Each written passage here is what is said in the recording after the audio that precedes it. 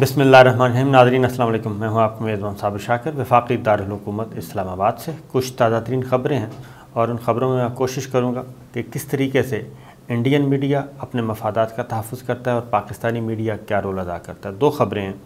Number एक, doctor आफ़िया Siddiqui की रिहाई के लिए एक वाक़या हुआ है अमरीका में, दहशतगर्दी का वाक़या, और हमला आवर मारा गया है।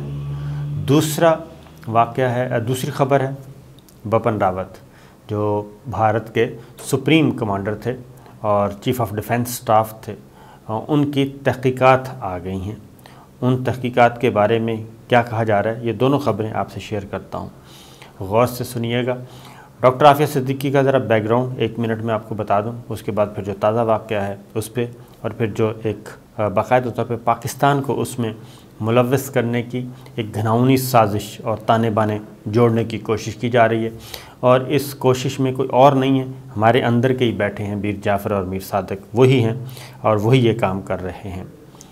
डॉक्टर आफ़िया सिद्दीकी पे इल्ज़ाम है कि उन्होंने अफ़ग़ानिस्तान में अमरीकी फ़ौजियों पे हमला करने की कोशिश की और वो एक तवील बहस हुई, वो गिरफ़्तार हुई, उनको फिर सज़ा हुई और 86 साल की सज़ा वो भुगत रही हैं। पढ़ी लिखी खातून हैं, वो बैकग्राउंड आप अच्छी तरह वाकिफ़ हैं उनसे, और उसमें कोई डिटेल में जाने की ज़रूरत नहीं है। पाकिस्तान उसकी कोशिश भी कर रहा है, रिहाई की कोशिश करता है। फिर एक दौरान ये हुआ कि उन्होंने कहा कि डॉक्टर आफ़िया को अमेरिका रिहा करने के लिए तैयार है, लेकिन उसके बदले वो शकील आफरीदी को मांगता है।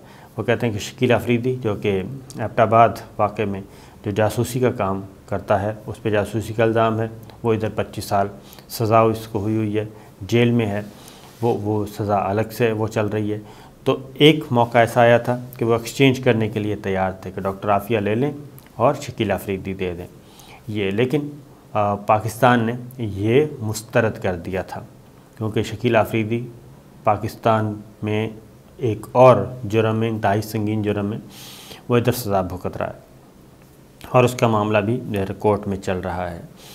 तो ये चल रहा है, और डॉक्टर आफ़िया सिद्दीकी की रिहाई के लिए पाकिस्तान और पाकिस्तानी सफारत खाना अमेरिका में वो भी इन टच है। लेकिन 2 दिन पहले एक वाक़या हुआ अमेरिका में, और वो ये हुआ कि अमेरिकी रियासत टेक्सास के इलाके में एक इसराइली यहूदी इबादतगाह थी, और वहाँ पे एक बरतानवी शहरी ने, अब जो तस्दीक हुई है मुकम्मल तौर पे, एक बरतानवी शहरी ने यहूदी इबादतगाह में दाखिल हुआ और वहाँ पे यहूदी जो मजहबी पेशवा, जिसको रबी बोलते हैं, रबी या राहब बोलते हैं, उन समेत 4 लोगों को यरगमाल बना लिया, और वो मुसल्ला था। 4 लोगों को यरगमाल बनाया, और जो इबादत चल रही थी, ये सुबह की इबादत, शबत कहते हैं उसको, अगर प्रोनाउंसिएशन आगे पीछे हो जाए तो इसको शबत बोलते हैं। सुबह की इबादत की जा रही थी और उनकी यहूदियों की होती है। तो सुबह की इबादत ये फेसबुक पे लाइव स्ट्रीम भी उसकी जा रही थी।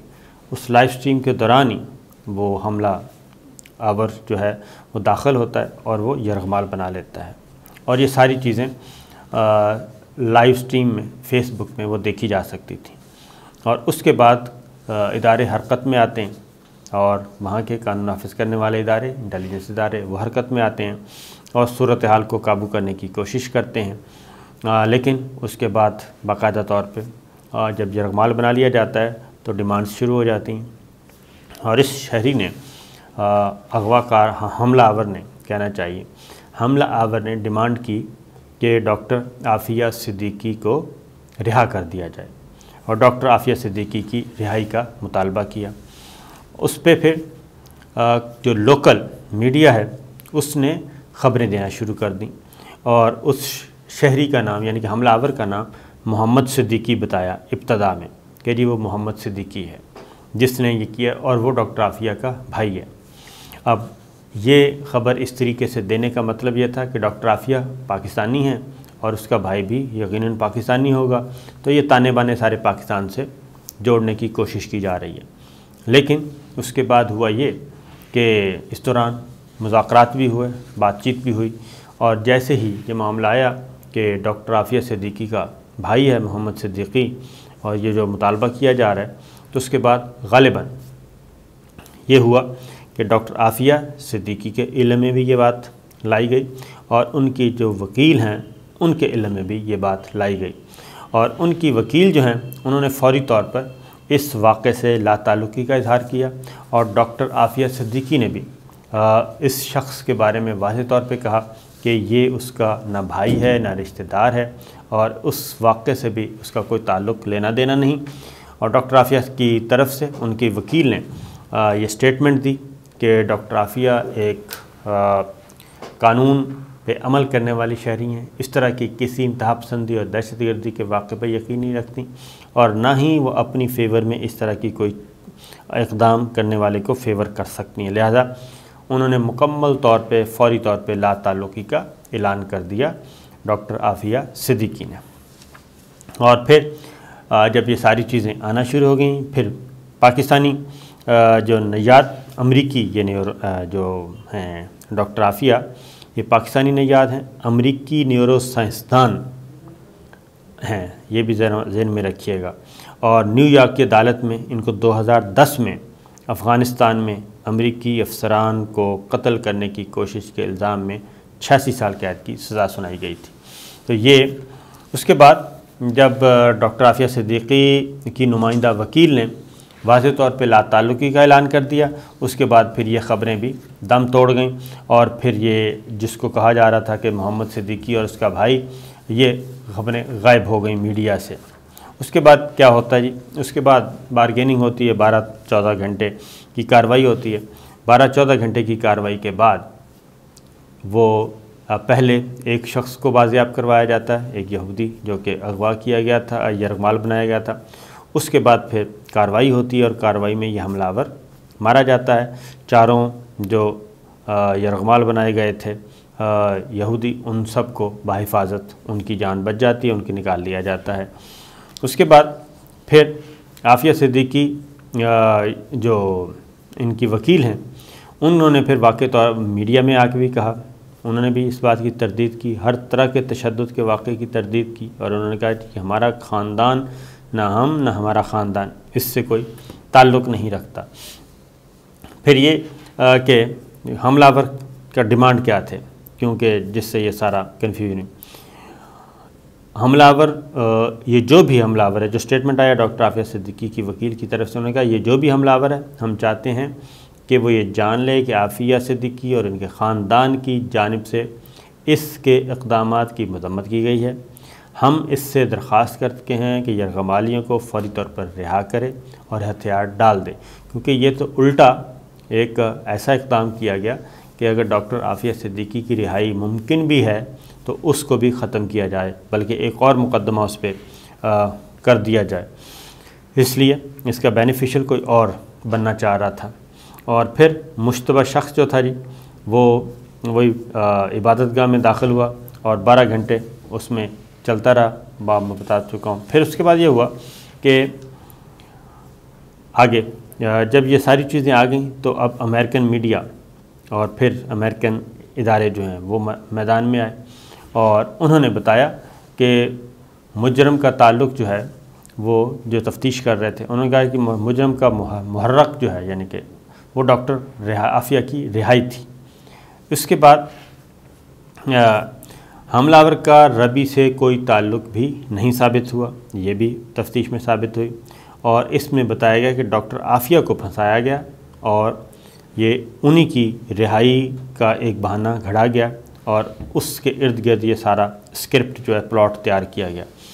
اس کے بعد یہ ہے جی کہ اس کے بعد پھر آگے امریکن، ظاہر ہے امریکہ میں مسلمانوں کے لیے بھی یہ تشویشناک بات تھی، اور امریکی تنظیموں کے لیے بھی، امریکی تنظیموں کے ساتھ ساتھ مسلم تنظیموں کے لیے بھی، ان کو بھی فوراً متحرک ہو، میڈیا شروع ہو گیا، سوشل میڈیا پہ کام شروع ہو گیا، اور امریکہ میں مقیم جو لاکھوں پاکستانی ہیں، لاکھوں پاکستانی نہیں بلکہ لاکھوں مسلمان کہنا چاہیے، ان کا پورا وجود خطرے میں۔ اور اس کے بعد پھر اس کو پاکستان سے جوڑنے کی کوشش کی، اور اس کے بعد پاکستان پہ یہ نزلہ گرنا تھا، گرانے کی باقاعدہ پلاننگ کی گئی تھی۔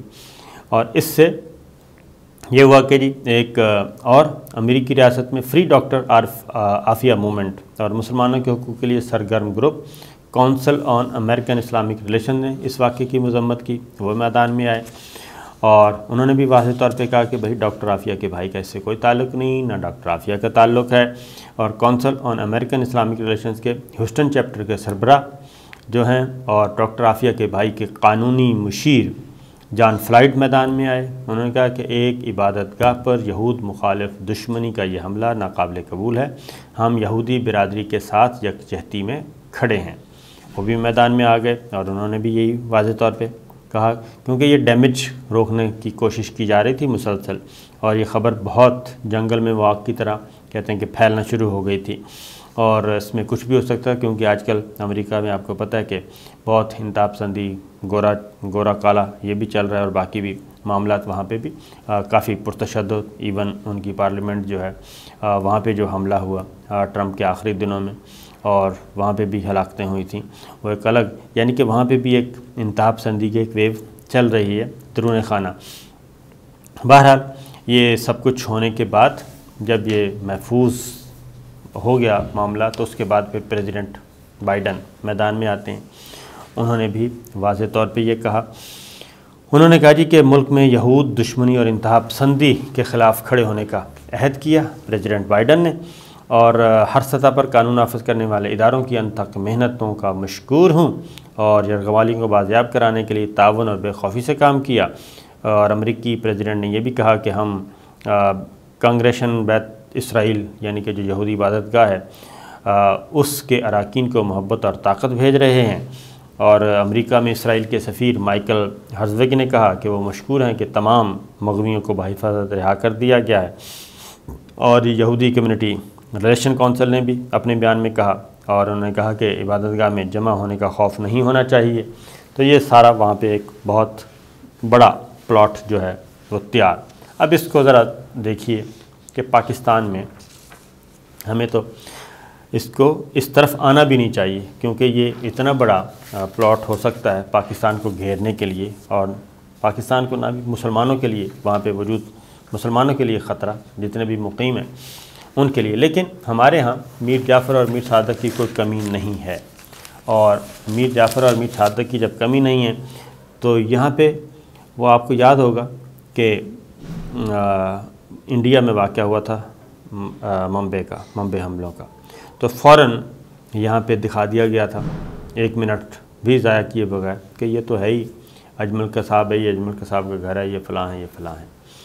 اب بھی کچھ ایسا ہی کیا جا رہا ہے، کیونکہ یہ جو حملہ آور ہے اس کا نام ہے جی فیصل ملک ہے اس کا نام، جو حملہ آور مارا گیا۔ یہ برطانوی شہری ہے فیصل ملک، اور یہ پاکستان سے ہجرت کیے ہوئے 5 دہائیاں ہو گئی ان کے خاندان کو۔ تو لیکن یہ ساری چیزیں کیا کی جا رہی ہیں، ان کو لنک کیا جا رہا ہے، اور خبر اس طریقے سے دی گئی ہے ایک گروپ نے، اس کا نام کیا لینا، ایک گروپ نے خبر اس طریقے سے دی گئی ہے کہ جیسے یہ سارا کچھ ادھر ہی تیار ہوا ہے، اور اس نے جو بنیاد پرست بھی اس کی بنیاد پرستی کا بھی ایک رپورٹ دی گئی ہے۔ بنیاد پرست ہے نہیں ہے، برطانوی شہری ہے، لیکن برطانیہ کو کچھ نہیں کہا گیا کہ وہاں پہ کیا ہوا۔ یہ سارے کا سارا ملبہ ادھر ڈالنے کی کوشش کی گئی، اور کہاں سے ہجرت کر کے گیا اس کا خاندان 5 دہائیاں پہلے، اور کون ہے، کیسا ہے، فلاں ہے، ڈھمکان ہے، اس کو ادھر لنک کرنے کی۔ تو میں ایسے دوستوں سے صرف یہی کہوں گا کہ واقعتاً اگر وہ ہیں اتنی ہمت والے تو جہاں بیٹھے ہیں وہیں پہ ذرا بتانا چاہیے کہ بنیاد پرستی پھر ادھر پھیل رہی ہے، اور وہاں پہ کچھ ہو رہا ہے، اور اگر وہاں پہ پھیل رہی ہے تو وہاں کے اداروں کی ناکامی ہے، پاکستان کے نہیں۔ تو ہر چیز کو پاکستان سے جوڑنا یا جوڑنے کی کوشش کرنا، یا اس طرح کی خبروں کی بنت ایسی ہو کہ اشارے ادھر کڑیاں ملانے کی کوشش کی جائے، تو یہ افسوسناک ہے۔ بہرحال اگلی خبر وہ بھی ہے جی، وہ ہے بپن راوت۔ اب یہ میں بتا رہا ہوں کہ رپورٹ کیسے یہاں کا سوائے ایک گروپ نے کیا، اس کے علاوہ کسی نے نہیں کیا، باقی سب نے اپنا سینسیبل رپورٹنگ کی ہے، ایک نے کی ہے زیادتی۔ اس کے بعد بپن راوت کا سن لیں۔ بپن راوت کے معاملے میں یہ ہے جی کہ آپ کو معلوم ہے کہ ہیلی کاپٹر تباہ ہوا، سب کچھ ہوا، تو یہ 15-20 منٹ کی فلائٹ تھی. اب اس کی ابتدائی رپورٹ آ گئی ہے، اور ابتدائی رپورٹ میں جو انڈین فضائیہ کے 2 سینئر موسٹ جو ہیں عہدیدار، انہوں نے انویسٹیگیشن کرنی تھی. وہ انویسٹیگیشن کی ابتدائی رپورٹ سبمٹ ہوگی، راجناتھ سنگھ وزیر دفاع کو پیش کر دی گئی 5 جنوری کو، اور ابھی تک اس کی ہوا کسی کو نہیں لگی، لیکن رپورٹ آ چکی ہے. اور رپورٹ یہ ہے کہ اس میں کیا کہا گیا ہے. اس میں کہا گیا ہے کہ یہ نہ تو کوئی سازش ہے، نہ ہی کوئی کانسپریسی ہے، نہ ہی اندر سے حملہ ہوا، نہ ہی باہر سے حملہ ہوا، بلکہ یہ غفلت بھی نہیں ہے، یہ صرف موسم خراب ہے. موسم خراب ہوا اور ہیلی کاپٹر راستہ بھول گیا. اب یہاں یہ کہہ کے یہ مٹی ڈالنے کی کوشش کی جا رہی ہے، کیونکہ اندر خانے، کیونکہ آپ کو معلوم ہے کہ انڈین فضائیہ اور بپن راوت کا وہ اچھا خاصا ویر چل رہا تھا، ایک دوسرے کے ویری دشمن بنے ہوئے تھے، اور ان کی لڑائی جو ہے وہ میڈیا اور پبلک میں بھی آ چکی تھی. تو بپن راوت مکمل طور پہ انڈین فضائیہ کے ہی بیس سے اڑے تھے اور آگے لینڈ کرنا تھا. 15 سے 20 منٹ کی ٹوٹل فلائٹ تھی. ٹوٹل فلائٹ 15 سے 20 منٹ کا فلائٹ ٹائم تھا، اور کہتے ہیں جی کہ اڑان بھرنے کے فوراً بعد موسم خراب ہو گیا، اور ہیلی کاپٹر جو ہے وہ بادلوں میں راستہ بھول گیا اور اسی دوران تباہ ہو گیا. تو یہ اتنی سادہ بات بتانے کی. اور پھر پائلٹ کون ہے؟ سپریم جو ہے کمانڈر، ان کے chief of defence, supreme commander فوج کے، انڈین فوج کے، وہ سفر کر رہے ہیں VVIP، اور اس سے پہلے 1000 دفعہ چیک کیا جاتا ہے. ہمارے ہاں یہاں پہ جب اڑان بھری جاتی ہے ہر طرف VVIP مومنٹ 1000 دفعہ چیک کیا جاتا ہے موسم کے بارے میں، اور جس روٹ سے گزرنا ہے ان تمام ایریاز کا موسم. اس کے بعد پھر یہ اڑان بھری جاتی ہے. اور 15-20 منٹ کی فلائٹ تھی، وہ آگے پیچھے بھی ہو سکتا تھا ٹائم. موسم خراب ہو تو انتظار کیا جاتا ہے. کہتے ہیں اچانک موسم خراب ہوا، اچانک بادل آئے، اچانک ہیلی کاپٹر اس میں بادلوں میں گم گیا، اور اچانک حادثہ ہو گیا، کسی کو بھی. اور اس کا جو پائلٹ تھا اس ہیلی کاپٹر کا، وہ کون تھا؟ وہ ایوارڈ یافتہ تھا انڈیا کا، جس نے بڑے بڑے جنگی جہازوں کو انتہائی مشکل ترین حالات میں ایمرجنسی لینڈنگ کروائی تھی اور محفوظ رکھا تھا. وہ اتنا ایکسپرٹ تھا. جو اس کا پائلٹ تھا وہ بھی اس میں مارا گیا. تو اس لیے یہ سارا کچھ دبا دیا گیا، اور یہ دوبارہ اس چیپٹر کو کھولنے کی کوشش بھی نہیں کی جائے گی کہ ہیلی کاپٹر کو کس نے تباہ کیا، بپن راوت کے قتل کے پیچھے کس کا ہاتھ تھا. یہ شاید اندر تو ان کو تو اندازہ ہے بہت اچھی طرح کہ یہ ہوا تو اندر سے ہی ہے کچھ، لیکن بتانے کے لیے وہ تیار نہیں ہے، اور وہ کہہ رہے ہیں کہ یہ سارا کچھ ایسے ہی ہو گیا. تو یہ تھا ایک کمپیریزن، اور کوئی چوں چرا نہیں کر رہا، کوئی سوال نہیں اٹھا رہا، کیونکہ ان کا مفاد اسی میں ہے، قومی مفاد ان کا اسی میں ہے کہ اس حادثے کو، اس تباہی کو، اس دہشت گردی کے واقعے کو دبا دیا جائے. ورنہ تو چائنا امریکہ پہ الزام لگا رہا ہے، اور جو انڈین جو ریٹائرڈ ہیں فورس کے لوگ، وہ چائنا پہ الزام لگا رہے ہیں، کیونکہ وہ کہتے ہیں چائنا نے بھی تو یہ پہلے وہ تائیوان کا فارغ کیا تھا، ان کے فوج کا سربراہ، اور اس کے بعد انڈیا کا فارغ کر دیا، کیونکہ انڈیا نے بھی چائنا سے پنگا لیا اور تائیوان نے بھی پنگا لیا. جبکہ چائنا کہتا ہے کہ یہ S-400 جو آپ نے لیا تھا سسٹم روس سے، امریکہ منع کر رہا تھا، یہ انہوں نے آپ کو سبق سکھایا ہے کہ ہمارے دستے نگر بن کے رہو، ہماری اطاعت پہ رہو تو ٹھیک، ورنہ پھر ہم اسی طرح کریں گے. تو یہ چل رہا ہے. لیکن اس رپورٹ میں کہا گیا ہے کہ بادل آئے اچانک، موسم خراب ہوا اچانک، جہاز گم ہو گیا اچانک، حادثہ ہو گیا اچانک. تو یہ ہے جناب، اجازت دیجیے، اللہ حافظ.